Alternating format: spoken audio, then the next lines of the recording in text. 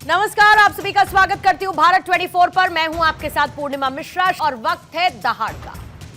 क्या है राज्यसभा की सीट नंबर 222 का सीक्रेट? अभिषेक मनु सिंघवी की सीट पर लावारिस नोटों का बंडल किसका है? क्या यह जाली नोट है? क्या नोटों के इस बंडल का कोई सियासी एंगल है? देश के सियासी गलियारों में आज इन्हीं सवालों को लेकर संग्राम छिड़ गया है। हुआ दरअसल यूं कि आज राज्यसभा के सभापति ने एक सनसनीखेज खुलासा किया। उन्होंने कहा कि गुरुवार यानी कि कल अधिकारियों को 222 नंबर की सीट पर नोटों का बंडल मिला।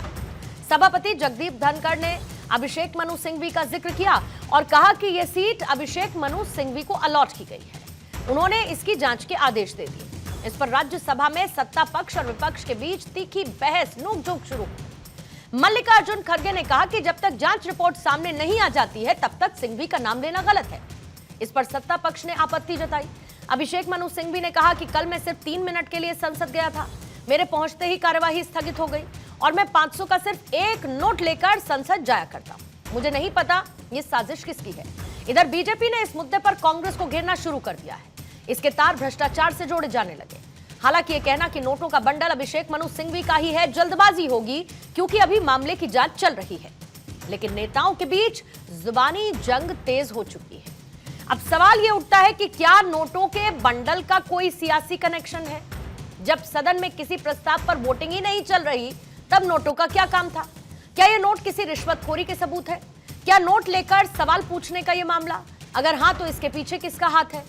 इन तमाम सवालों के जवाब आज तलाशने की कोशिश करेंगे दहाड़ की चर्चा में। लेकिन उससे पहले राज्यसभा के सभापति ने क्या कहा, कैसे खड़गे ने इस पर आपत्ति दर्ज करवाई, सुनिएगा। After the adjournment of the House yesterday, apparently a wad of currency notes was recovered by the security officials from seat number 222, presently allotted to Shri Abhishek Manu Singhvi, elected from the state of Telangana for the term 2024 to 2026. मेरा एक ही निवेदन है, ये matter आपने कहा कि investigation में है। जब तक इन्वेस्टिगेशन नहीं होता और जब तक आपको ऑथेंटिसिटी से कोई एक व्यक्ति के पास या कोई एक सीट के ऊपर मिला है, उसका ऑथेंटिसिटी नहीं होता, तब तक तो उसका नाम बोलना ही नहीं। ये अरे छोड़ो भाई sir, you know, you all lawyers, can he do like this? 1 second. And these people, 1 second. ये एक अरे छोड़ो ये सर ऐसे चिल्लर काम करके ही देश को बदनाम कर रहे हैं। Honorable member. ये कहीं ना कहीं सिक्योरिटी लैप्स हुआ है, कहीं ना कहीं किसी गलती हुई है, लेकिन कोई किसी की सीट पे कुछ छोड़ दे, इसका मतलब है कि 24 घंटे सीट पे या तो तार लगा दीजिए या सीट पे बांध के बैठिए। 222 number seat allotted to Shri Abhishek Manu Singhvi. इसका मतलब ये नहीं है कि वो उनका है या किसका है। दूसरी बात, आदरणीय सभापति जी ने कही कि हम इसकी जांच कराएंगे, इन्वेस्टिगेट, उस पर लगभग सदन में सहमति है। जांच का इंतजार करना चाहिए। जांच का परिणाम आने पर किसके नोट हैं, काला धन है, नकली नोट हैं, क्या है, ये सब समय आने पर पता चलेगा। सर, गणेश जी को दूध पिलाया था कि नहीं बीजेपी वाला? ये लोग कुछ भी कर सकते हैं, ये लोग किसी भी मुद्दों को डाइवर्ट कर सकते हैं और ये लोग कब किसको भगवान बना देंगे। जैसे वो बंदर नहीं है, एक ठोकन बाबा बोलता है, उसको भी लोग भगवान बना के परोस रहे हैं। उनके सीट पर हमें नहीं कह रहे हैं उन्हीं का है, लेकिन उनके सीट के नीचे वो गड्डी मिली है। बाकी तो इन्वेस्टिगेशन का विषय है कि वो किसका है, वो भी सही है कि फेक है। अगर फेक है तो और बड़ी गंभीर बात है। और आइए अब सवालों का जिक्र और उसके बाद बहस की शुरुआत। पहला सवाल यही है कि क्या राज्यसभा में नोटों के बंडल का कोई सियासी एंगल है? क्या सिंघवी की सीट पर किसी और ने नोट का बंडल रखा? सवाल यह कि नोट कांड अगर किसी की शरारत है तो यह कितना गंभीर मामला है? सांसद की सीट पर नोट मिलना क्या सिक्योरिटी लैप्स है? क्या सदन की कार्यवाही बाधित करने की ये एक साजिश है?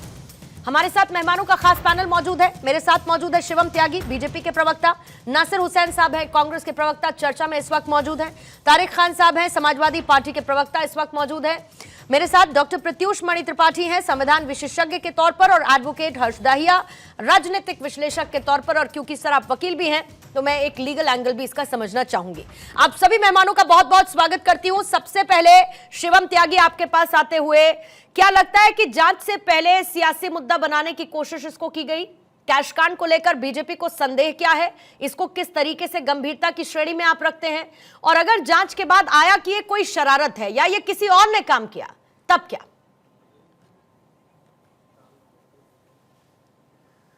पूर्णिमा जी, बहुत गंभीर विषय है ये तो। और जहाँ तक बात कांग्रेस की है तो ये तो पुराने खिलाड़ी हैं इस मामले में। इस तरह की चीज़ों में इस देश ने पहले भी ये चीज़ें इस तरह की होती हुई देखी है। 2008 में कुछ इसी तरह की तस्वीरें थी। किस तरीके से मनमोहन सिंह जी की सरकार ना गिर जाए उसके लिए कुछ सांसदों को खरीदने की कोशिश हुई थी, उनको पैसे पहुँचाए गए थे और वो पैसे फिर संसद पहुँच कर लहराए गए थे। खरीद फरोख्त, और इसके अलावा आपको याद होगा महुआ मोइत्रा, उनके जो सांसद के लॉगिन आईडी पासवर्ड्स हैं वो कहाँ लॉगिन होते थे और सवाल कहाँ से बनकर आते थे, कहाँ पूछे जाते थे, कैसे होता था। यानी कि पैसे लेकर जो है सवाल पूछने की परिपाटी भी इनकी पुरानी है। तो ये सब लोग तो एक्सपीरियंस्ड लोग हैं इस मामले में। लोगों को ब्राइब करना, सवाल पैसे लेकर पूछना, इस तरह की चीजें, रिश्वतखोरी, ये सब तो कांग्रेस के डीएनए में है जी। तो आज ये मामला गंभीर इसलिए भी बन जाता है कि 222 नंबर सीट पर अगर कोई पैसों का बंडल मिलता है तो गहन जांच होनी चाहिए, बेशक होनी चाहिए। लेकिन प्रथम दृष्टा अगर ऐसा होगा तो जाहिर है सवाल जरूर खड़े होंगे। मैं उसके छोटे छोटे एग्जाम्पल्स देता हूं। एग्जाम्पल, पूर्णिमा मिश्रा जी अभी एंकरिंग करके उठे और अगर उनके यहां पर से कोई पैसों का बंडल मिले तो जाहिर है जांच होगी। लेकिन प्रथम दृष्टा क्या कहा जाएगा? आप समझदार हैं, मेरे घर से या फिर मेरे ऑफिस से या फिर जहां मैं बैठकर काम करता हूं वहां से अगर इस तरह पैसों का बंडल मिले, जाहिर है उसकी जांच होगी। लेकिन प्रथम दृष्टा क्या कहा जाएगा? आप जानते हैं, विषय बहुत साफ है। इस तरह के लोग जो सीरियल ऑफेंडर जो पार्टी रही है उन पर पूरी संभावनाएं हैं कि वो किस पर्पस के लिए कैश लाए थे, किसको देने के लिए लाए थे, किससे सवाल पूछने के लिए लाए थे, किस खरीद फरोख्त में या क्या, ये नहीं पता मुझे। लेकिन इतना जरूर है गहन जांच होनी चाहिए। इस तरह के काम ये लोग पहले भी करते रहे हैं। ठीक है। नासिर हुसैन साहब, इतनी समस्या हो गई, अगर जगदीप धनखड़ ने नाम ले दिया सिंघवी साहब का, 222 नंबर सीट उन्हीं की है, अगर उनका नाम ले दिया, इस मामले में जांच की बात हो रही है, तो इतना डिफेंसिव अप्रोच के साथ मुझे लगता है कि आपको तो कोऑपरेशन की बात पहले करनी चाहिए थी। नोटों का बंडल सर नहीं ले जा सकते ना, ये नियम तो पता है ना अभिषेक मनु सिंघवी को या किसी को भी फॉर दैट इंस्टेंस। पूर्णिमा जी, आपके सवाल में ही आप ऐसा कर रही हैं जैसे वो अभिषेक मनु सिंघवी जी ही लेकर गए हो, आप ऐसे सर्टिफिकेट दे रही हैं। जो अभी बीजेपी के प्रवक्ता शिवम त्यागी जी कह रहे, जिनके राष्ट्रीय अध्यक्ष कैमरे पे घूस लेता, जिसका नाम बंगारू लक्ष्मण, वो हमें जाके परिभाषा समझा रहे करप्शन की और इसकी और उसकी। तो अपने आईने में देखना चाहिए, जिसका राष्ट्रीय अध्यक्ष कैमरे पे कैद हुआ हो, घूस लेता हुआ, वो हमसे सवाल नहीं कर सकता है। और रहा ये बात कि हम सदन में खड़े होके कह रहे हैं, हमारे राष्ट्रीय अध्यक्ष खड़े होके कह रहे हैं इसकी जांच कर लीजिए, जांच की पड़ताल कर लीजिए, ये पैसा कैसे आया, क्योंकि तमाम सीसीटीवी कैमरे लगे हुए हैं, ये संसद है, कोई आम जगह नहीं है। जब चारों तरफ सीसीटीवी कैमरों की एक जाल बिछी हुई है, दूध का दूध पानी का पानी हो जाएगा। इसमें क्या है? जांच से पहले ही आप किसी को दोषी बना दें कि ये पैसा लेकर आए, जिसके जबकि हमारे अभिषेक मनु सिंघवी सिर्फ 3 मिनट के लिए वहां पे आए और 3 मिनट के बाद वो बयानबाजी चालू कर देते हैं कि ये आके पैसा रख कर गए। ऐसा क्यों करेगा? 50,000 रकम वहां छोड़, कोई सवाल जवाब सदन में शुरू नहीं है, कोई सवाल पूछा जा नहीं रहा है, तो किसके वजह से देगा? आपको ये सोचना होगा ना। आप जांच करिए, सरकार आपकी है, सत्ता आपकी है, राष्ट्रपति है, इनकी राष्ट्रपति सभी मौजूद है, जांच करिए, कौन मना कर रहा है? और आप जांच से पहले उन्हें गुनहगार साबित कर दे। कांग्रेस के डीएनए, अरे डीएनए तो आपका खराब है। जो राष्ट्रीय अध्यक्ष आपके चैनल पे घूस लेता हो कैमरे के सामने, वो बयानबाजी कर रहा है। अरे आज मुद्दा है अडानी अंबानी के, उन मुद्दों को भड़काने की बात कर रहे हैं ना, उस मुद्दे को कैसे भटका दे, गरीबों वंचितों की आवाज सदन में ना उठे, मुद्दे को डाइवर्ट कर दे। इस तरह से करप्शन है, इस वजह से उनकी गिरफ्तारी की वारंट निकली थी, उस पर हम क्वेश्चन आंसर कर रहे थे, इस पर जवाब नहीं देना है। तो बेवजह की सवाल आज ये खड़ा करने की कोशिश कर रहे हैं जो जनता देख रही है। क्यों नहीं अडानी पे बोलते हैं, क्यों नहीं अंबानी पे बोलते हैं, क्यों नहीं उनके करप्शन पे बोलते हैं? उस पर कोई बात नहीं। दिल्ली की सड़कों पे किसान बैठे, किसानों पे चर्चा नहीं करना है, गरीबों के लिए चर्चा नहीं करना है, बात करना है ऐसी झूठ की बोलते हैं सिर्फ झूठ फैलाओ, समाज में नफरत फैलाओ, यही इनकी राजनीति है जो देश की जनता देख रही है। भले 1-2 चुनाव जीत जाए इसका मतलब नहीं है कि मुद्दे वो सारे खत्म हो गए। आज भी वो मुद्दे अडानी अंबानी के मुद्दे जिंदे हैं, महिलाओं के मुद्दे जिंदे हैं, किसानों के मुद्दे जिंदे हैं, तमाम मुद्दे आज भी जीत रहे हैं। क्यों लोगों में इतनी गरीबी है, क्यों इतनी परेशानी है, क्यों इतनी बेरोजगारी? इन मुद्दों पे बात करो। तो बेफजूल के मुद्दों को लाके मुद्दों को कैसे डाइवर्ट करता है वो भारतीय जनता पार्टी से सीखना चाहिए, जो गरीबों वंचितों के लिए बात नहीं करके आपकी सारी बातें यहाँ जायज हैं कि इन जरूरी मुद्दों पर चर्चा होनी चाहिए हुसैन साहब, बिल्कुल ठीक बात है, होनी चाहिए। लेकिन इसके साथ साथ इससे भी आपको बड़ी दिक्कत हो गई कि अभिषेक मनु सिंघवी का नाम ले दिया गया। वो तो इसलिए लिया गया ना क्योंकि वो सीट जहां से नोटों का बंडल मिला वो सीट उन्हीं के नाम पर अलॉटेड है। वो 3 मिनट के लिए आए, वो वहां पर बैठे नहीं बैठे, सब सीसीटीवी में है। वो तो ऐसा तो नहीं है कि चीजें क्लियर नहीं होंगी सर, लेकिन क्योंकि वो सीट उनको अलॉटेड है इसीलिए उनका नाम सामने आया। तो खड़गे साहब ने कह दिया नहीं नहीं नाम मत लीजिए। अरे सीट उनको अलॉटेड है, नाम दे दिया तो क्या समस्या हो गई इसमें? नहीं पूर्णिमा जी, सवाल वो है ही नहीं। हमारे राष्ट्रीय अध्यक्ष ने कहा जांच करिए, जांच के बाद आप नाम लीजिए कि उनके पास। तो आप कह रहे जैसे अभिषेक सिंघवी जी 50,000 रुपए का पैकेट लाके वहां छोड़ के चले जाओ। आप समझे नहीं सर, आप समझे नहीं। मैंने शुरू में भी यही कहा, एक सेकंड, मैंने शुरू में भी यही कहा, शिवम से मैं काउंटर ले लेती हूँ, लेकिन मैंने शुरू में भी यही कहा कि फॉर दैट इंस्टेंस कोई भी लाया हो, आपने उस बात को नेग्लेक्ट कर दिया।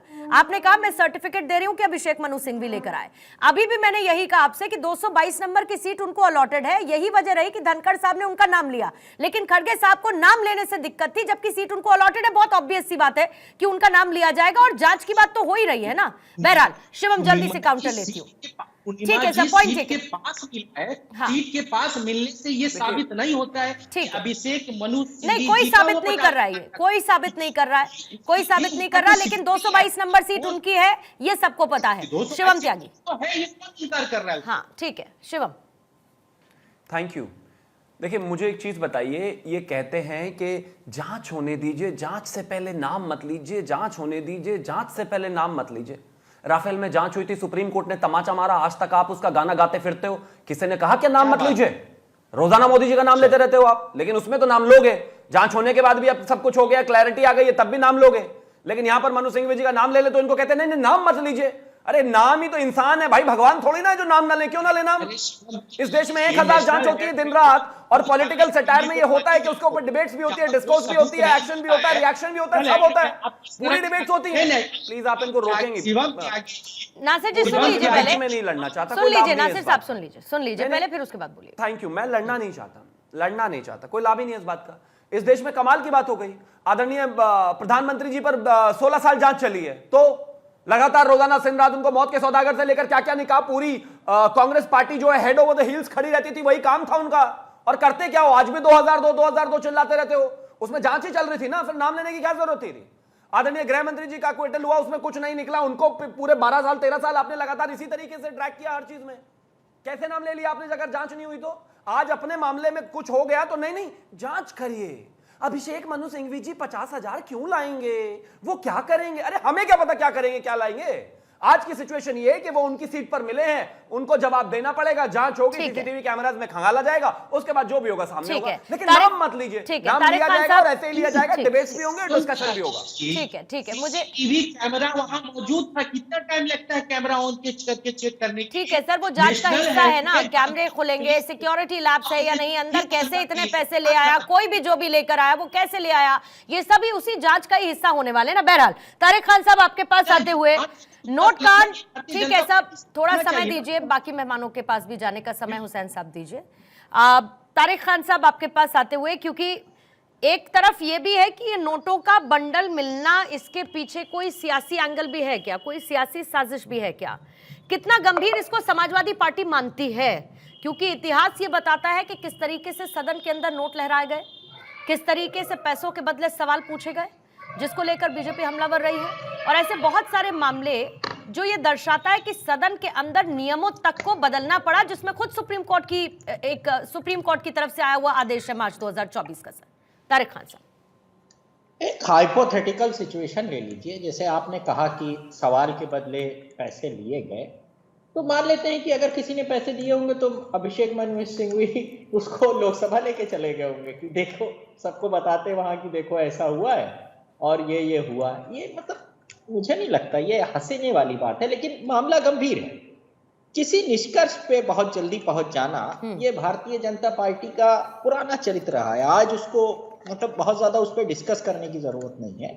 तुरंत ही कूद जाना कि हाँ ये सब यही लोग हैं और ऐसे ही करते रहे हैं फलाना ढमाका। तो लेकिन मैं ये कह रहा हूं कि हमारे पास और भी तमाम जरूरी मुद्दे हैं, जैसे संबल ही बड़ा जरूरी मुद्दा है, उस पर चर्चा हो, बटेंगे कटेंगे कितना अहम मुद्दा है और उस पर चर्चा होनी चाहिए, मगर आज पैसे निकल गए वहां पर। अब किसके हैं, क्या था, किसी से गिर गए, किसी ने रख लिए, पता चल जाने दीजिए।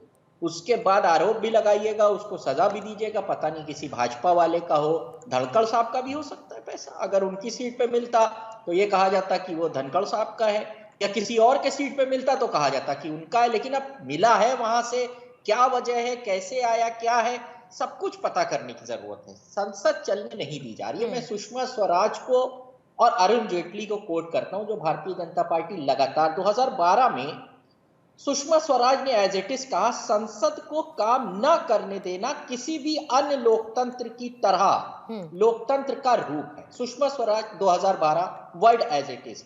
अरुण जेटली के भी वर्ड है, संसदीय अवरोध अलोकतांत्रिक नहीं। तो इसका मतलब यह है कि जब आप रहें विपक्ष में, खूब संसद न चलने दें, वो बढ़िया, तब विपक्ष मजबूत है। और अब अगर हम लोग कुछ चाहते हैं कि इन चीजों पे चर्चा हो जाए, तो हम लोग बाधित कर रहे हैं और टैक्स पेयर का पैसा बर्बाद कर रहे हैं। तब पैसा इंटरनेशनल स्पेस स्टेशन से आता था, जो पैसा तब लगता था संसद चलने का, वो मार्स से आता था, जुपिटर से आता था, सैटर्न से आता था, इन सब जगहों से आता था। वो भी टैक्स पेयर का पैसा था और आज भी टैक्स पेयर का पैसा है। इसीलिए कह रहे हैं कि ये जो, मैं मान लेते हैं कहीं किसी को कोई पैसे का लेन देन हुआ भी होगा, तो इतना कोई बुद्धिमान है कि उसको लोकसभा में लेके चले जाएगा? मुझे नहीं लगता कि जो आदमी संसद लाखों वोट पाकर वहां पहुंचता है या इनडायरेक्टली राज्यसभा से पहुंचता है, वो इतना समझदार होता है। मैम, इसलिए मैं 50,000 नोट जेब में होंगे भी तो कम से कम संसद के अंदर तो नहीं लाएगा, यही कह रहे हैं आप? यही तो नहीं, मैं ये कह रहा हूं, अगर ये 50,000 रुपए, अगर ये 50,000 रुपए किसी भाजपा के नेता को ही मिल जाते, या समाजवादी पार्टी के नेता शिवम त्यागी को मिल जाते, या तारिक खान को मिल जाते, हमें उदाहरण अपना भी नहीं तो सर अभी तक लेकिन किसी ने क्लेम भी नहीं किया ना। मैं कह रही हूँ तारिक खान साहब, हो सकता है, सुनिए मैं एक बार को चलिए इसको भी समझ लेती हूँ कि ये पैसा किसी और का है। कोई तो आता कहता कि ये मेरे 50,000 रुपए हैं, कोई तो क्लेम करने वाला होता। अभी तक तो सबसे बड़ी बात किसी ने ये भी नहीं कहा कि वो पैसा मेरा है।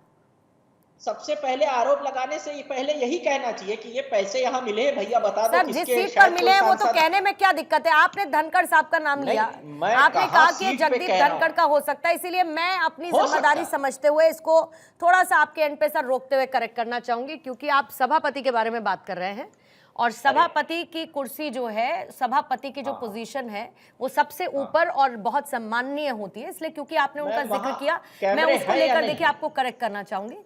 ठीक है, लेकिन ये जांच का विषय है, आपका अधिकार। मैं वहां कैमरे हैं या नहीं? ठीक है, हर जगह कैमरे, मैंने वही तो कहा ना कि फिर उसमें नाम ना लेने को लेकर इतनी मिर्ची क्यों है? ठीक है सर, नाम ना ले। एक सेकंड, मैं ये भी कह रहा हूं कि होम मिनिस्टर अगर ये कोई रख गया है तो होम मिनिस्टर इस्तीफा दे दे, कल सुबह ही इस्तीफा दे दे होम मिनिस्टर। ठीक है, अगर कोई कर गया है इतनी हाई सिक्योरिटी की जगह, बिल्कुल है, मैंने कहा सवाल पूछा कि क्या ये कोई सिक्योरिटी लैप्स भी है? शिवम जल्दी से काउंटर रखेंगे, फिर उसके बाद बाकी दो मेहमानों के पास, प्रत्युष जी और हर्ष आपके पास में आती हूँ।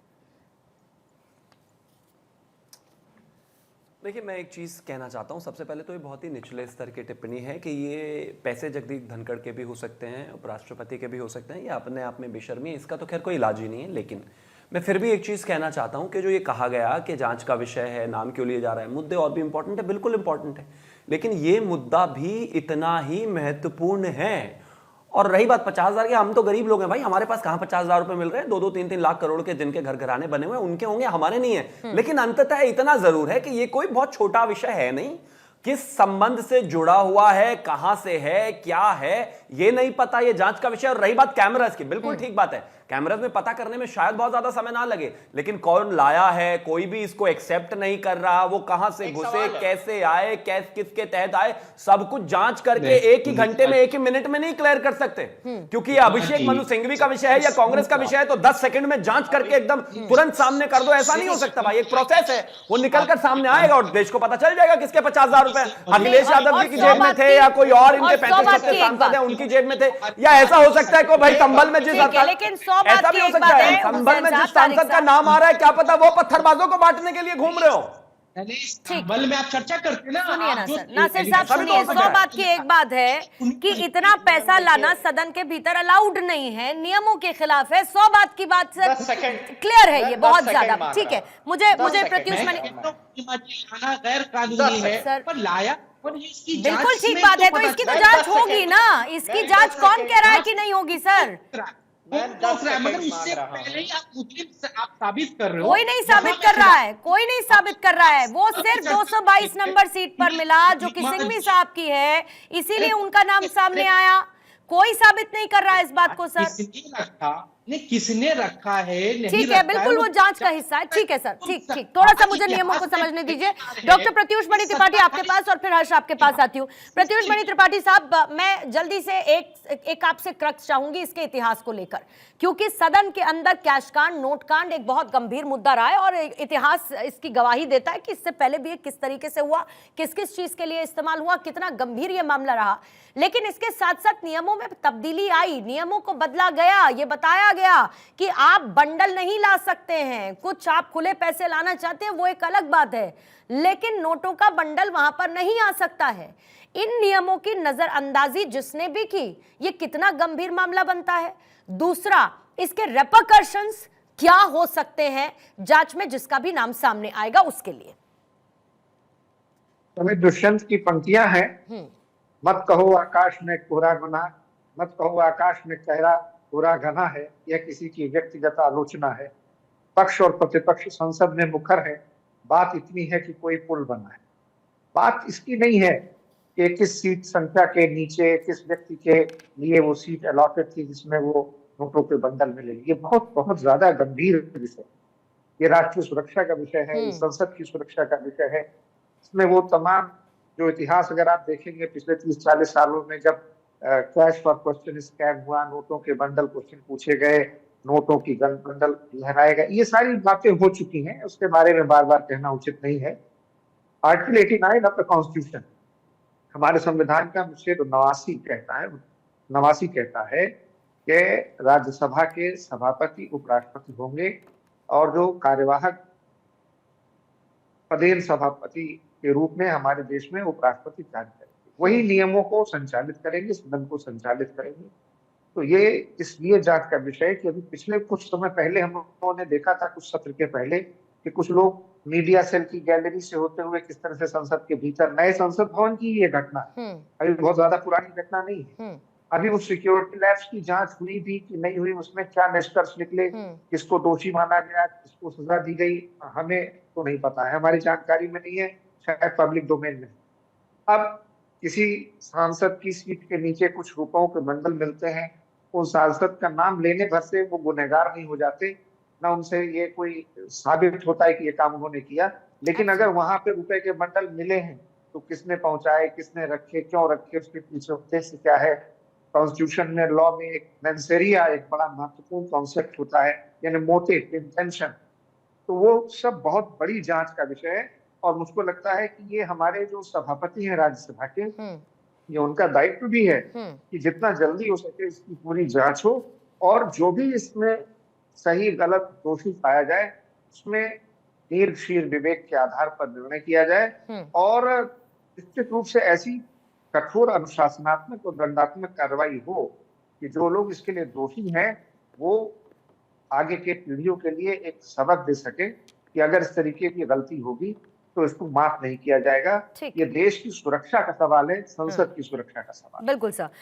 हर्ष, आपके पास आते हुए एक तो मैं इसका जरा पॉलिटिकल एंगल समझना चाहती हूँ, क्योंकि एक मुद्दा आता है, दूसरा उसको हाथों हाथ ले लेता है, फिर उसको लेकर बहसबाजी होने लगती है, उसको लेकर बयानबाजी होने लगती है। लेकिन सबसे बड़ी बात कि विशेषाधिकार माननीय है, आपके ऊपर ये कार्रवाई नहीं हो सकती, आपके ऊपर कोई आपराधिक मामला नहीं चल सकता। अब तो मार्च 2024 सुप्रीम कोर्ट का ये नतीजा भी कहता है, और जो उनकी तरफ से आदेश आए वो भी ये कहता है कि नहीं, ऐसा नहीं है कि आपके ऊपर कोई इस तरीके की कार्रवाई नहीं हो सकती है। ये अपने आप में कितना गंभीर बनता है। और दूसरा, इसके जरा मैं पॉलिटिकल मायने, राजनीतिक मायने समझने की कोशिश कर रही हूं कि वाकई में जो हुसैन साहब ने कहा कि शायद अच्छा होता कि महत्वपूर्ण मुद्दों पर चर्चा होती, बनस्पत इसके ऐसी कोई बात होती भी सदन में, यह भी नागवार होनी चाहिए। पूर्णिमा जी, अगर इसके लीगल एंगल की बात करें तो जैसे कि आपने पहले ही बता दिया है कि मार्च 2024 का सुप्रीम कोर्ट का फैसला है, जिसके अंतर्गत जो लॉ मेकर्स को इम्यूनिटी दी जाती है वो खत्म कर दी गई है। कोई भी अगर ब्राइबरी का केस होगा उसमें किसी भी लॉ मेकर पे अब कोई भी इम्यूनिटी नहीं है, उस पे बकायदा जांच होके कार्रवाई हो सकती है। दूसरी चीज, खड़गे जी का बयान और नासिर हुसैन जी का और हमारे समाजवादी पार्टी के जो प्रवक्ता भाई हैं उनका बयान बड़ा हंसने वाला है। वो कहते हैं कि पहले जांच हो, फिर उसके बाद ऑथेंटिसिटी असर्टेन की जाए और फिर नाम उजागर हो। आप लोग चिल्ला चिल्ला के हिंडनबर्ग के टाइम पे, रफेल के टाइम पे, बाकी जितने भी मुद्दे रहे उसके टाइम पे सेबी क्लीन चिट दे देती है अडानी को, सुप्रीम कोर्ट क्लीन चिट दे देती है अडानी को, लेकिन आप लोग फिर भी उस मुद्दे में उसको घसीटते रहते हैं। माना कि देखिए जॉर्ज सोरोस से बहुत ज्यादा पैसे आ रहे हैं और एक आप लोगों का दायित्व बन जाता है, जब इतने पैसे जॉर्ज सोरोस दे रहा हो तो आप पार्लियामेंट में और हर जगह उन मुद्दों को उठाएं। बट देखिए देश का भी आपने ध्यान रखना है, सिर्फ आप जॉर्ज सोरोस के लिए ही काम ना करें। दूसरी चीज इसमें जो आपने कहा कि इसके पॉलिटिकल रिपरकशंस क्या हैं, पूर्णिमा जी, कुछ समय पहले हमने देखा था महुआ मोइत्रा जो तृणमूल कांग्रेस की सांसद हैं, वो बड़े डंके की चोट पे क्या कहते हैं अपने लग्जरी बैग्स, लग्जरी चश्मे लगा के संसद में जाती थी। और यही क्या कहते हैं कांग्रेस पार्टी थी, यही समाजवादी पार्टी थी जो उनके बिल्कुल पक्ष में आके खड़े हो गए थे कि नहीं नहीं वो तो पाक साफ हैं, वो कभी किसी से कोई भी कैश नहीं ले सकती, कोई भी गिफ्ट नहीं ले सकती। और बकायदा ये साबित हुआ, हीरा नंदानी का ऑन रिकॉर्ड बयान आया कि उसने महुआ मोइत्रा को अडानी के खिलाफ क्वेश्चंस पूछने के लिए गिफ्ट भी दिए, लग्जरी बैग्स भी दिए, पैसे भी दिए। फिर भी इन लोगों ने महुआ मोइत्रा का बचाव किया। तो देखिए, जो पार्टीज देश के संसद में करप्शन को एनेबल करती हैं, उन पे हम कैसे विश्वास करें, हम आम जन कैसे विश्वास करें। और जो अभी क्या कहते हैं तारिक खान भाई हमारे ऑनरेबल वाइस प्रेसिडेंट पे क्वेश्चन उठा रहे थे, तारिक भाई आप ये मत भूलिए कि वो एक कॉन्स्टिट्यूशनल पद है, वो आपके मेरे हर किसी के वाइस प्रेसिडेंट हैं, वो किसी एक पार्टी के वाइस प्रेसिडेंट नहीं है, वो देश के वाइस प्रेसिडेंट हैं। आप एक लॉ मेकर, अब इसमें एक बहुत इंटरेस्टिंग सवाल आता है पूर्णिमा जी, ये कह रहे हैं कि उनके थे नहीं थे, बिल्कुल सवाल जायज है, उनके थे या किसी और कांग्रेस के सांसद के थे, किसी और ऑपोजिशन पार्टी के सांसद के वो पैसे थे। और बात वो 50,000 की गड्डी की नहीं है, 50,000 तो मिली है, जेब में लाख रुपए थे, 2 लाख थे, 5 लाख थे, उनको किसी ने उनको दिए या वो किसी लॉ मेकर को देने आए थे ताकि वो सवाल पूछा जा सके। ये बहुत बड़ा जांच का विषय है कि अगर ये दोबारा क्या कहते हैं महुआ मोइत्रा जैसा इंसिडेंट हो रहा है तो इस पे जांच होनी चाहिए और कार्रवाई होनी चाहिए। आप लोगों को तो महुआ मोइत्रा के खिलाफ खड़ा होना था और आप उन्हीं के साथ खड़े थे।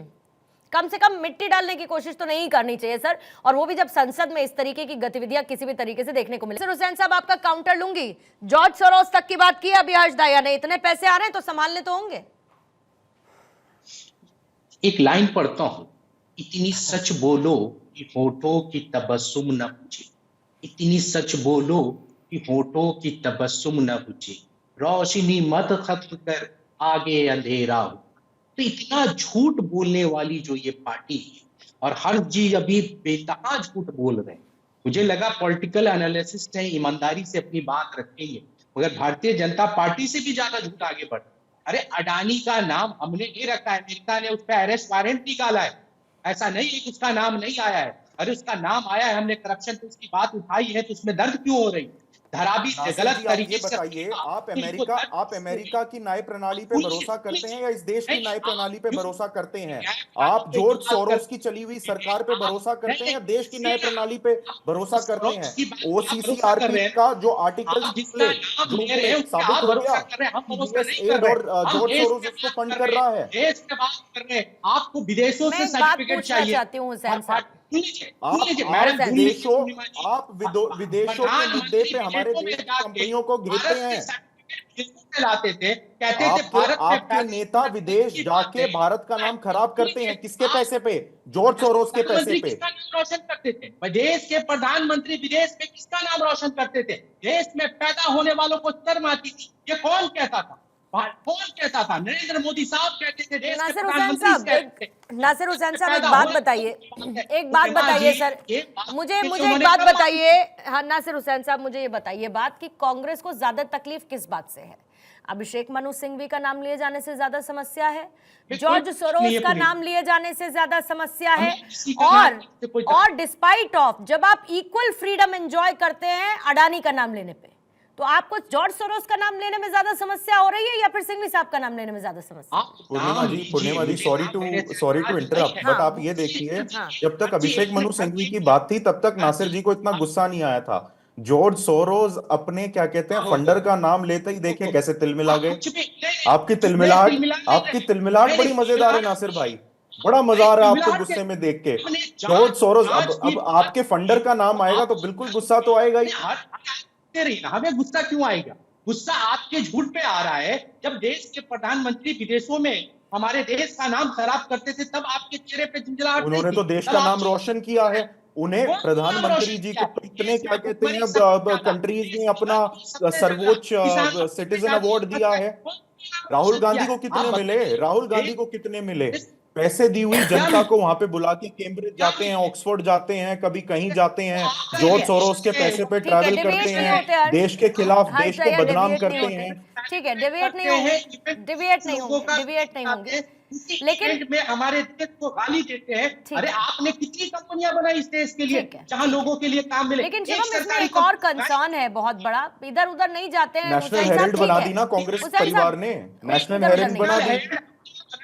नेशनल हेराल्ड हमने हुसैन साहब, मैंने आपसे बहुत वाजिब सवाल पूछा, उसका जवाब आपने नहीं दिया। आप दिन भर जो है रात में सोते जागते, सुबह उठते, संसद के अंदर संसद के बाहर अडानी करते हो, आप लोग थकते नहीं सर। सिंघवी साहब का नाम ले दिया तो आपको समस्या हो गई, जॉर्ज सोरोस का नाम आया तो आपको समस्या हो गई।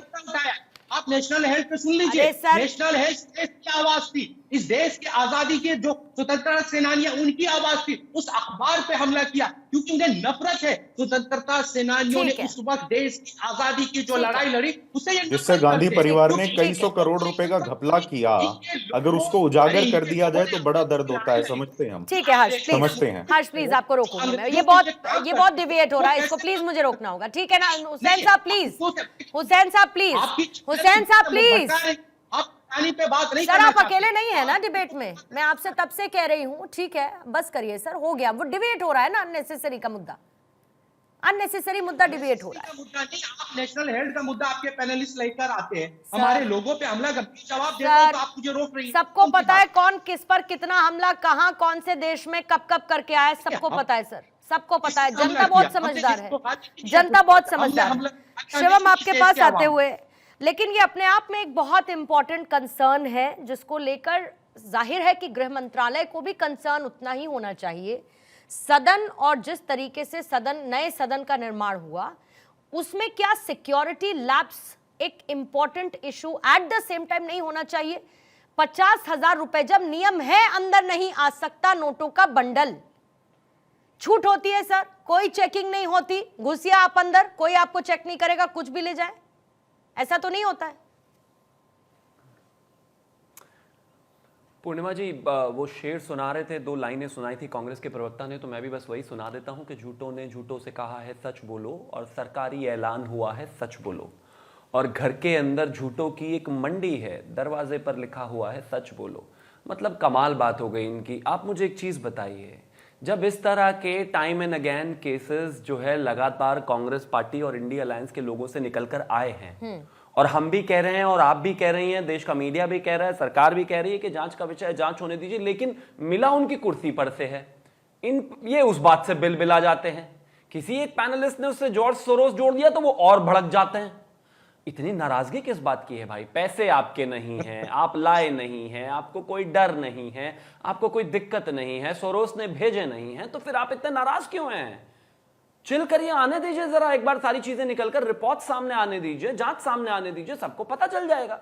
और दूसरी एक और बात, मैं एक चीज कहना चाहता हूं, जहां तक सिक्योरिटी लैप्सेस का विषय है, मैं बहुत सारे जितने भी सांसद हैं, मैं कहीं ना कहीं मानता हूं सब कानूनों से अवगत हैं, चीजों से अवगत हैं, लेकिन जब आपका कानून बनाने वाला ही कानून तोड़ने लग जाए तो ये देश के लिए बहुत ही अजीब सी और गलत स्थिति पैदा कर देता है, अजीब स्थिति उत्पन्न कर देता है।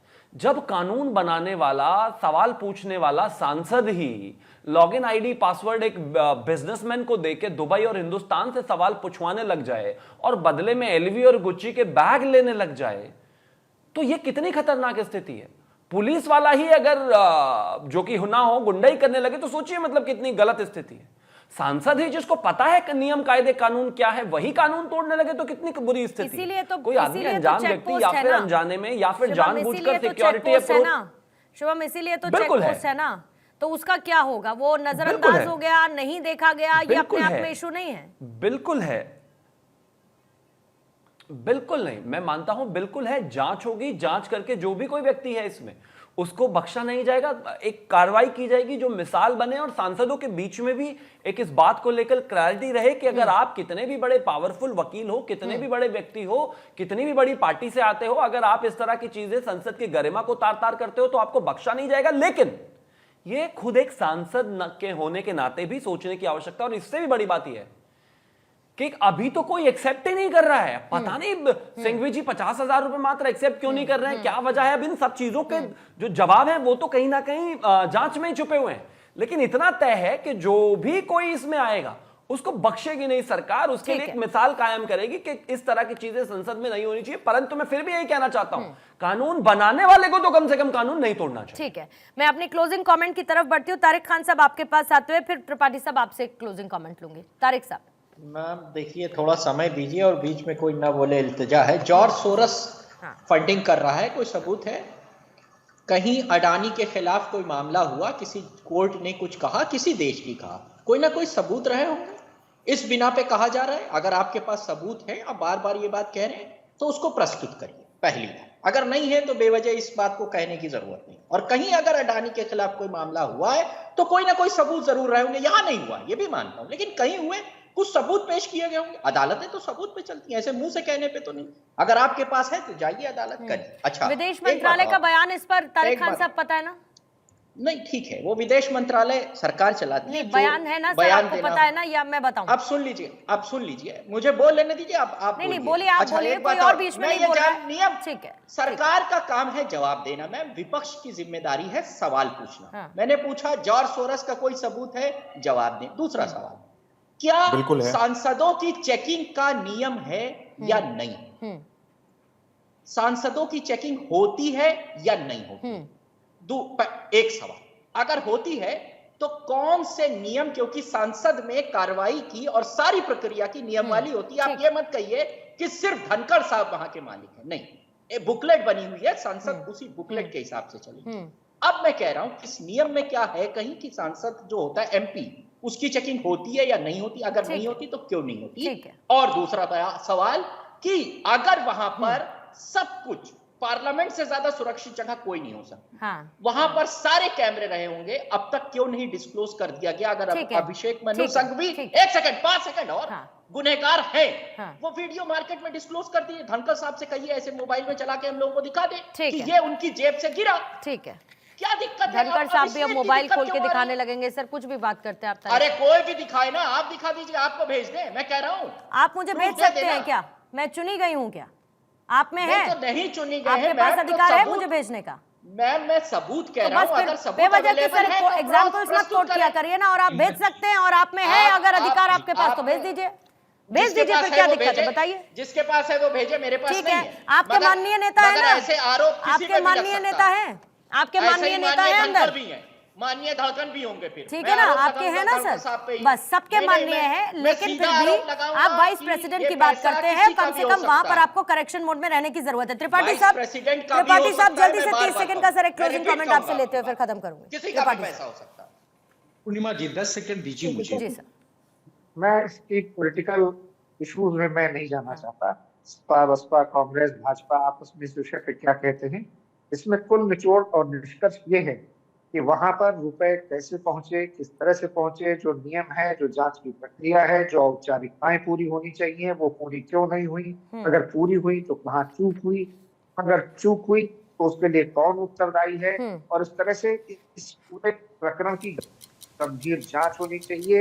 ये संसदीय सुरक्षा का प्रश्न है, राष्ट्रीय सुरक्षा का प्रश्न है, और फिर इसमें जो भी दोषी हो उसके प्रति एक गंभीर कार्रवाई हो, और ऐसी बार बार बातें दोबारा न हो जैसा कि लगातार होती रही है पिछले कई दशकों में हम देखते आ रहे हैं। 90 के दशक से ये एक प्रक्रिया के रूप में रहा है। तो इसको देखना, एक कवि नीरज ने कहा था कि कहाँ रही जो लूट ले दुल्हन की पालकी, हालत वही आजकल हिंदुस्तान की। ऐसा न हो, ये बहुत दुखद है, दुर्भाग्यपूर्ण है, और ऐसा नहीं होना चाहिए। ठीक है, फिर जो भी दोषी हो कुल मिलाकर सच्चाई सामने आनी चाहिए और इसी के लिए जांच का गठन हुआ है। जांच होगी, जांच के बाद सच्चाई सामने आएगी। इससे इतर सियासी वार पलटवार तो जारी है।